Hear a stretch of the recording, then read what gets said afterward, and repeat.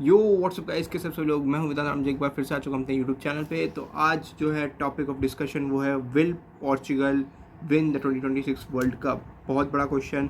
Recently जो Nations league के अंदर मैचेस हुए, जो पोर्चुगल ने परफॉर्मेंस दी, जो मेंटालिटी उनने रखी, क्या उस बेसिस पे पोर्चुगल 2026 के वर्ल्ड कप में कम्पीट या जीत सकती है क्या? तो ये टॉपिक ऑफ डिस्कशन है आज का। तो चलिए शुरू करते हैं।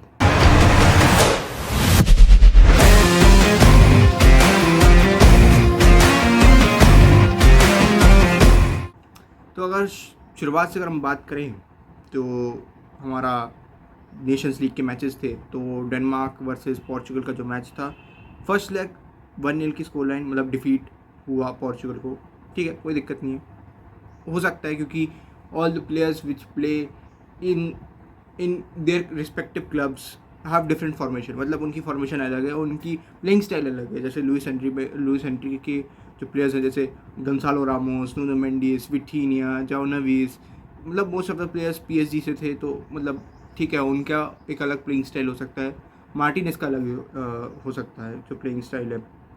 तो रॉबर्टो मार्टिनेज, मैं इनफैक्ट क्लियर कर दूँ, रॉबर्टो मार्टिनेज का प्लेइंग स्टाइल जो है, पोर्चुगल के हेड कोच हैं अभी, उनका प्लेइंग स्टाइल अलग हो सकता है। Same goes with Manchester United के players, Bruno Fernandes and Diogo Dalot. Al Nassr में 4-4-2 यूज़ करते हैं, तो वो क्रिस्टियानो रोनाल्डो का प्लेइंग स्टाइल अलग है, because he plays in a different formation. Every player plays in a different position. Pedro Neto in fact striker की पोजीशन से खेलते हैं, और नेशन के लिए, पोर्चुगल के लिए खेलने जब आए, वो राइट विंग पोजीशन पे खेलने लगे। राफेल लियाओ तो इस फॉर्मेशन में खेलने की आदत है उनको, तो उनके लिए कोई बड़ी बात नहीं है। पर अगर मैं बात करूं, जो हमको प्लेइंग स्टाइल देखने को मिला फर्स्ट लेग के अंदर, बहुत ही फट गए भाई, चूताड़ फट गए। डेनमार्क ने बहुत अच्छा गेम बना दिया उस समय, जबकि डेनमार्क ऑब्वियसली पोर्चुगल के खिलाफ अंडर रेटेड है। मतलब कीपिंग इन माइंड कि क्वालिटी ऑफ प्लेयर्स जो पोर्चुगल के पास है, ऑब्वियसली डेनमार्क हमेशा अंडर रेटेड रहेगी। क्यों? क्योंकि तो क्वालिटी, मतलब आप सोचो ना, राफेल लियाओ, पेड्रो नेटो विंग्स पे आपके, ऑब्वियसली क्रिस्टियानो रोनाल्डो आपके फर्स्ट टीम स्ट्राइकर हैं, बर्नार्डो सिल्वा जो ऑब्वियसली उस मैच में नहीं थे, ब्रूनो फर्नांडिस मतलब स्टार्टिंग 11 में नहीं थे तो, पर Bernardo Silva, Bruno Fernandes, Vitinha, João Neves, Nuno Mendes, Gonçalo Ramos तो नहीं थे, मैं बात कर रहा हूँ एंटोनियो सिल्वा, रिनार्डो वेगा और रूबेन डियाश, इन सब की बात कर रहा हूँ, डियागो डालोट, इन सब की बात कर रहा हूँ। तो इन सबका जो क्वालिटी है वो डेनमार्क से ऑब्वियसली कई गुना ज़्यादा है। पर डेनमार्क ने जो डिसिप्लिन, जो उनने फॉर्मेशन को, जो अपने डिफेंड करने का, जो उनने इंटरसेप्ट करने की जो अपनी तरकीब रखी थी, वो बहुत स्ट्रॉन्ग थी। तो बेसिकली मैं बात ये बताना चाह रहा हूँ कि बहुत डिसिप्लिन टीम के अगेंस्ट पोर्चुगल का, जैसे अब देखो, हर समय आपको 2 लेग के चांसेस नहीं मिलेंगे, आपको एक ही लेग में परफॉर्म करना पड़ेगा। ऐसा अगर होता तो मोरक्को के अगेंस्ट कभी पोर्चुगल हारती नहीं। उसमें 2022 के वर्ल्ड कप के बारे में बात कर रहा हूँ। पर हमेशा आपको 2 लेग का चांस नहीं मिलेगा, आपको कई बार एक ही लेग में, और मतलब वर्ल्ड कप में तो एक ही लेग में आपको पूरा परफॉर्म करना है, और आपने नहीं किया तो आप बाहर हो, हमेशा आपको सेकंड चांस नहीं मिलेगा। पर जब इस बार मिला, होपफुली, मतलब नेशंस लीग में मिलता है, ये लेग 2 होता है, पर तब पोर्चुगल का पूरा मेंटेलिटी ही चेंज हो गया। क्या हुआ ऐसा? ये यहीं पे रोनाल्डो का रियल यूज़, जो एडवांटेज रोनाल्डो देता है पोर्चुगल को, ये है वो द विनिंग मेंटालिटी जो उसके अंदर अभी भी है। 40 ईयर्स ऑफ एज के बाद अभी भी वो विनिंग मेंटालिटी, वो कुछ कर देने की मेंटालिटी अभी भी उसके अंदर है।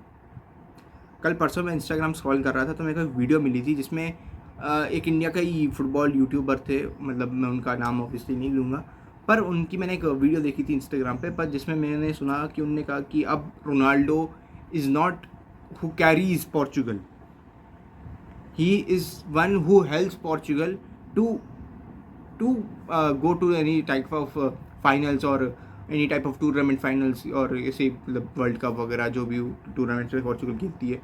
तो he is not the man who carries, he is just a normal player like Bruno Fernandes, Bernardo सिल्वा।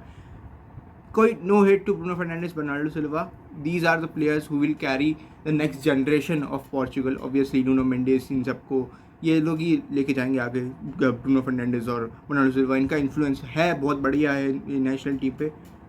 पर कैन यू इमेजिन एक बंदा जिसने 23 साल 22 साल तक पोर्चुगल को कैरी किया, वो क्या ऐसी हार मान जाएगा? भाई सीधी सी बात है, नहीं।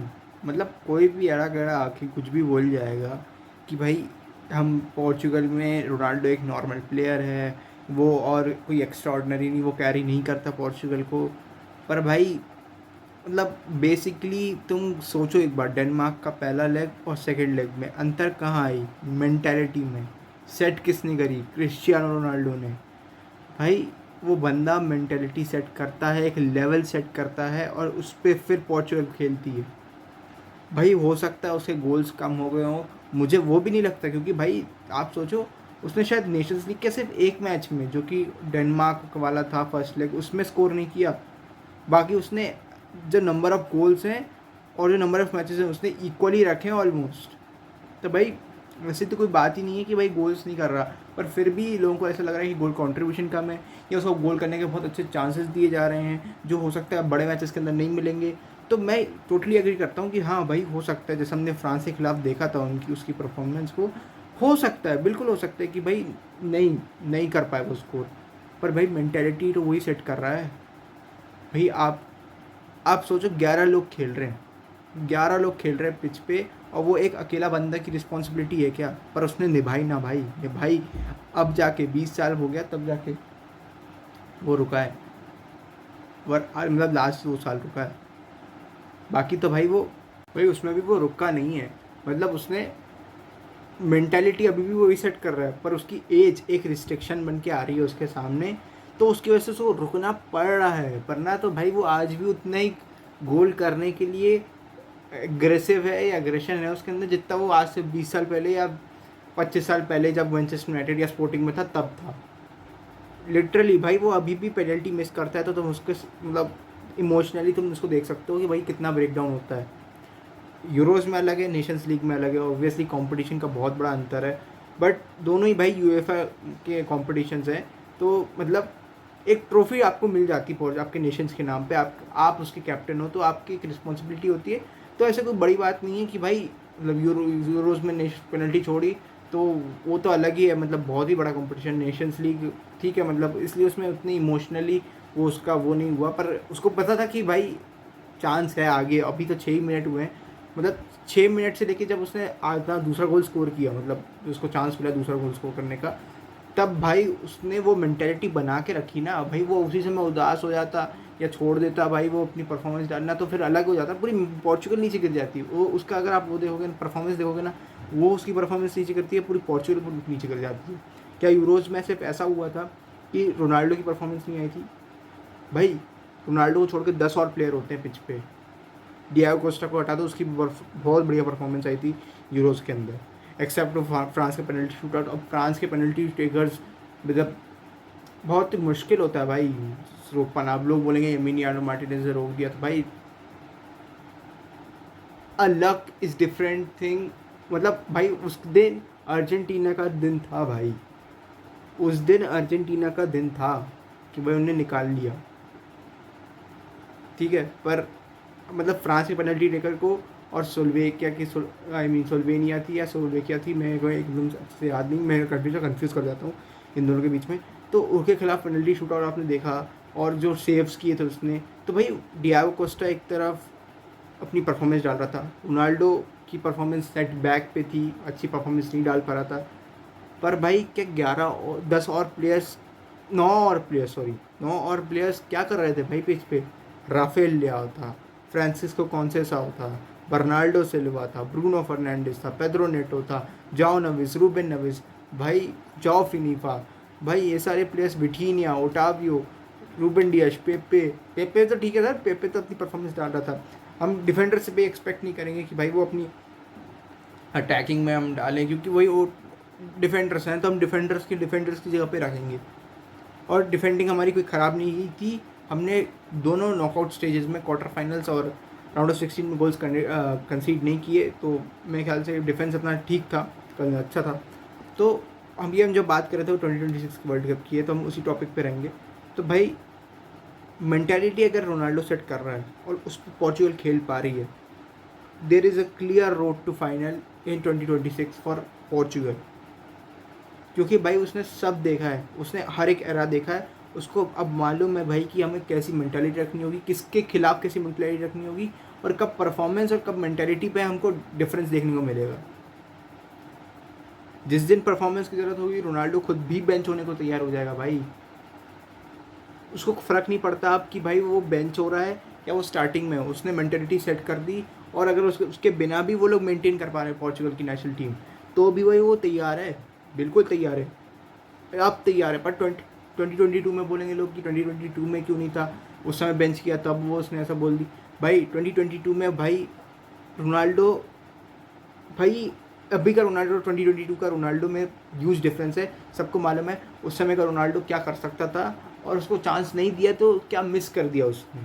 पर अब रोनाल्डो भी जानता है कि अब उसकी फिजिकलिटी उतनी ज़्यादा उस लेवल पे नहीं है। अब भाई वो अब एक गोल स्कोरर से हट के एक मेंटेलिटी मेकर, भाई अपनी एक टीम की मेंटेलिटी बनाना, एक एग्रेशन बनाना, और उस पर मतलब ही इज़ लाइक का कोच। जैसे रूबेन एमोरिम है ना, बस वही रूबेन एमोरिम अगर पिच पे उतर जाए, उन सारे 11 प्लेयर्स के साथ खेलने लगे, मतलब 10 प्लेयर्स के साथ खेलने लगे, तो वो जो बना पाएगा रूबेन एमोरिम उस टीम को, वैसा वो बनाना चाहता, मतलब वैसा उस टाइप का गेम हो रहा है उसका, रोनाल्डो का। अल नसर की बात तो अलग है, अल नसर में तो बंदा बस इसलिए ताकि उसको नेशनल टीम में सिलेक्ट कर सके, बंदा तो सिर्फ इसलिए है, वो कोच नहीं बनना है, उसको वर्ल्ड कप उठाना है एज अ कैप्टन, इसलिए वो पोर्चुगल में है। और सिर्फ ये उसको उठाना नहीं, उसको पोर्चुगल को एक लेवल पे ले जाके भाई खड़ा करना है कि हाँ यहाँ तक मैं लेके आया हूँ, अब इसके आगे ये जो जनरेशन है कैरी कर सकती है, क्योंकि नेक्स्ट जनरेशन बहुत अच्छी है भाई। अभी आपने जो फ्रांसिस्को को देखा, फ्रांसिस्को ट्रिंकियाओ को देखा आपने, उसके बाद ये जो नूनो मेंडिस, डियागो डालोट, सब 25-25 साल के लोंडे भाई, Joao Felix, Pedro Neto, Rafael Leao, Bernardo Silva, Bruno Fernandes will be the next captain. ये these will be the next captain of Portugal. अपना रूबन डियास, ये सारे नेक्स्ट कैप्टन है भाई। ये नेक्स्ट जनरेशन की मेंटेलिटी सेट कर रहा है भाई और रोनाल्डो, और ये मेंटेलिटी से ज़रूर वो जीत सकते हैं। तो मेरे जो कंक्लूजन है कि भाई पोर्चुगल जीतेगी कि नहीं जीतेगी 2026 में, बिल्कुल जीतेगी।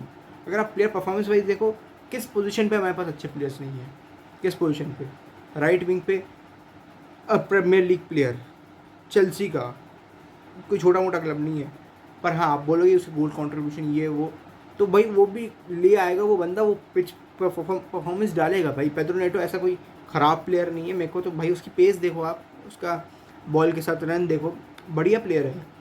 Not the best in that position, but कोई ख़राब भी नहीं है, maybe not in top 10, but he is in the not top 20 premier league right wingers, top 20 में तो है भाई, इतना भी ख़राब लेवल नहीं है उसका। टॉप 15 में भी मैं बोल सकता हूँ, पर मैं मार्जिन लूँगा कि आपकी नॉट टॉप 20 की लिस्ट अलग हो सकती है, मेरी टॉप 20 की लिस्ट अलग हो सकती है, तो ठीक है क्या कर सकते हैं। पर आप देखो Rafael Leão, one of the best left wingers in the world, one of the, क्योंकि उसके ऊपर आप विनीशियस को रख सकते हो, किलियन एम्बापे को रख सकते हो, और 2-3 प्लेयर को रख सकते हो, बट एट द 6th और 5th पोजीशन पे आप राफेल लियाओ को रखोगे ही रखोगे। उसका एग्रेशन, उसकी पेस, उसका बेस, पेस, उसका एक्सेलरेशन तो सबसे बेस्ट चीज़ है उसका, और वो लाता है। आप एसी मिलान के लिए परफॉर्मेंस देखो उसकी, पोर्चुगल के लिए भी वो लेके आ सकता है, इसकी बिल्कुल आता ही है वो, मतलब ही हंसते हंसते मारना बोलते ना, उस टाइप का काम करता है वो। Nuno Mendes, one of the best left backs in the world भाई। उसके बाद अभी मैनचेस्टर यूनाइटेड भी उसके लिए ट्रांसफर विंडो में वो थी, मतलब साथ खड़ी थी कि भाई हम लेके आएंगे। तो भाई ऐसे नहीं है प्लेयर्स हमारे पास खराब। विटीनिया मास्टर क्लास, जाओ नेवीस मास्टर क्लास, भाई ये लोग मास्टर क्लास हैं भाई, ये मतलब मिडफील्ड में नेक्स्ट जनरेशन ऑफ मिडफील्ड। आप देखो ब्रूनो फर्नांडिस, बर्नार्डो सिल्वा, अब ये ख़त्म नहीं हुए हैं, 31 के ही रहेंगे नेक्स्ट साल, और ये लीड कर सकते हैं आगे नेक्स्ट वर्ल्ड कप तक। ऑब्वियसली रोनाल्डो तो नहीं रहेगा नेक्स्ट वर्ल्ड कप तक, पर they are the next generation, और it is the best generation भाई। पोर्चुगल के लिए इससे बेहतरीन जनरेशन अभी तक तो नहीं थी, अभी तक तो नहीं है, और मतलब क्या कह सकते हैं, एक लुइस फिगो वाली जनरेशन को आप कह सकते हो कि भाई वो भी अच्छी थी, पर उसमें भी आप कितने प्लेयर गिना सकते हो, लुइस फिगो, क्रिस्टियानो रोनाल्डो, कोरेज्मा, ये सब आप गिना सकते हो, या फिर लुइस पेट्रिसियो, ये सब आप गिना सकते हो। तो भाई ज़्यादा प्लेयर्स आप गिना नहीं सकते, पर ये जनरेशन के अंदर सारे ऑलमोस्ट ज़्यादातर प्लेयर्स प्रीमियर लीग के अंदर खेलते हैं। देखिए मैं अगर गिना दूँ तो रूबेन नेवेस हो गया, रिनर तो भी गया चेल्सी के लिए, अभी लोन पे जुवेंटस के लिए, वो अलग बात है। पर उसके बाद फिर आप डियागो डैलोट, उसके बाद फिर Bruno Fernandes, Bernardo Silva, Pedro Neto, these player are playing in Premier League भाई, the toughest league in the world. तो डेफिनेटली बिल्कुल चांस है कि पोर्चुगल 2026 के वर्ल्ड कप मतलब फाइनल में पहुंच सकती है, और ऑब्वियसली वो पहुंचेंगे। मेरा तो पूरा भरोसा है भाई, क्योंकि रोनाल्डो की जो मेंटालिटी उसने सेट कर रखी पोर्चुगल के अंदर, ही विल मेक श्योर कि वो भाई लोग उसके प्लेयर्स उस मेंटालिटी पे खेलें, और वो भी अपनी बेस्ट।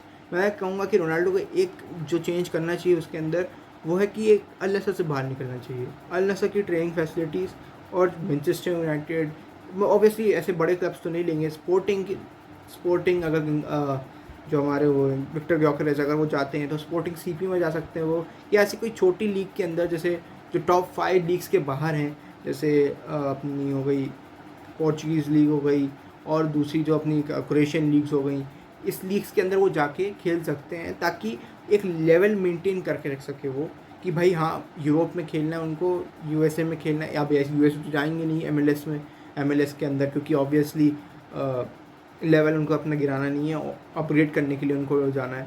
तो he will obviously do that, तो उसको ऐसा करना चाहिए।